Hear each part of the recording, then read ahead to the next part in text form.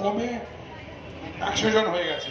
তো আমি আমাদের আগেও অ্যানাউন্স করা হয়েছে, আবারও বলছি, আপনারা যারা ব্যারিকেডের বাইরে আছেন, ব্যারিকেডের সামনে আছেন, আপনারা ব্যারিকেডের সামনে থেকে সরে বাদিকে যে খালি জায়গাটা, সেই খালি জায়গাটায় আসুন। আর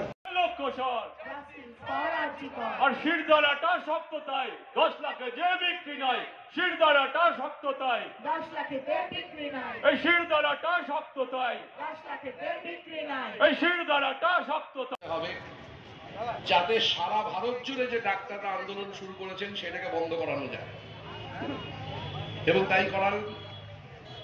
এবং তৎপরবর্তী ক্ষেত্রে আমরা অবাক হয়ে দেখলাম, আমরা যে সমস্ত প্রশ্নগুলো 9 তারিখ সকাল থেকে করে যাচ্ছি সেই প্রশ্নগুলোর কোনো উত্তর নেই। 14 তারিখে আমরা যারা লাখে লাখে রাস্তায় নেমেছিলাম সেই সংখ্যা নেই। আন্দোলনের 180 দিন হয় আবার আন্দোলন থেকে উঠে আবার উচ্চতায় উঠে উঠে আমরা জানি।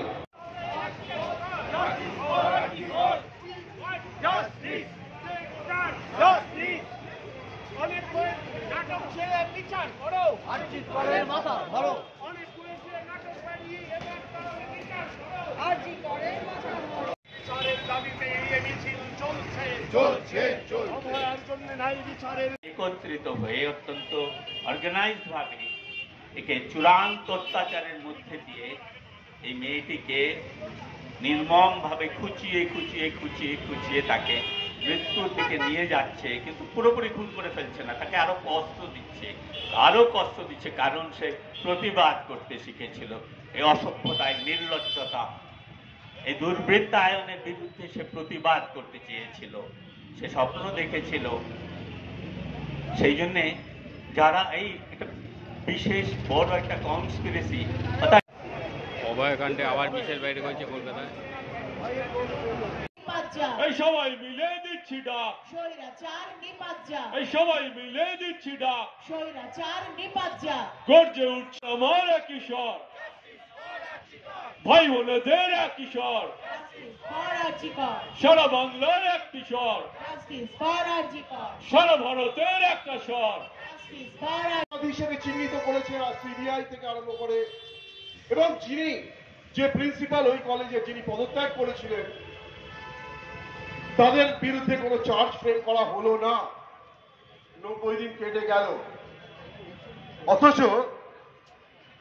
কলকাতা পুলিশের যে নিষ্ক্রিয়তা, সেই নিষ্ক্রিয়তা দেখে মাননীয় প্রশ্রয় দিয়েছিল সেখানে যেতে, এবং তার পেছনে আরো লোকের প্রশ্রয় ছিল।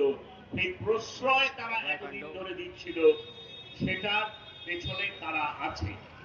এবং 3 তথ্য প্রমাণ লোপাট কারা করেছে তাদেরকে গ্রেপ্তার করতে হবে, হেফাজতে নিতে হবে, তাদের জিজ্ঞাসাবাদ করতে হবে। আমরা 3টে প্রশ্ন করেছিলাম প্রথম দিন থেকেই, এবং যত দিন গেছে আমরা দেখতে পেলাম আস্তে আস্তে সেই ভয়াবহ ঘটনা। সন্দীপ ঘোষের সহকর্মী আছে, এখনো বিচার হচ্ছে। সেখানে ফেক কালচারের মাথারা পশ্চিমবঙ্গের বিভিন্ন প্রান্ত থেকে এসেছে। আমরা আশা করেছিলাম এদেরকে হেফাজতে নেওয়া হবে, এদের ক্রাইম, এদের মোবাইল টাওয়ার পরীক্ষা করে দেখা হবে তারা ওখানে ছিল। এবং লোকাল থানার ওসি কি এত আলোচনা করলো, সিবিআই এর যে তথ্যটা দিয়েছে, যে তারা বলেছে যে তথ্য প্রমাণ লোপাটে যে সিটিং জাজের অধীনে একটি তদন্ত হোক। সিটিং জাজের অধীনে আমরা প্রথম দিনই অভয়ের বাবা মা যে কেসটি করেছিল হাইকোর্টে, সেখানে কলকাতা হাইকোর্টের চিফ জাস্টিস যে রায় দিয়েছে তাতে সিটিং জাজের তত্ত্বাবধানে একটি